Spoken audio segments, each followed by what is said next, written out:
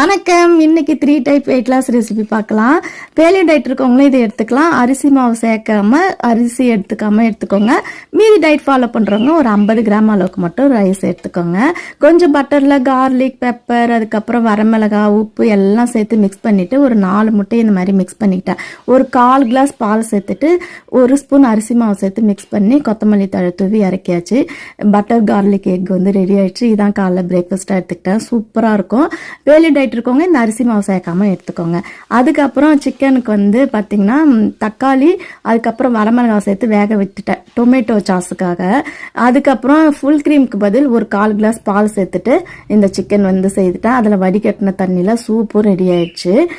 தீபி வந்து dragon chicken கேட்டிருந்தா. நான் வந்து எனக்கு ஒரு பவுல் நிறைய எடுத்து வச்சுக்கிட்டு அப்புறமா அவளுக்கு ஒரு ஸ்பூன் ஹனி சேர்த்து மிக்ஸ் பண்ணி அதில் ரைஸ் மிக்ஸ் பண்ணி லஞ்ச் பாக்ஸ் பேக் பண்ணியாச்சு. எல்லா வேலையும் முடிச்சுட்டு இப்போ நிம்மதியாக உட்காந்து சூப் குடிக்க போகிறேன்.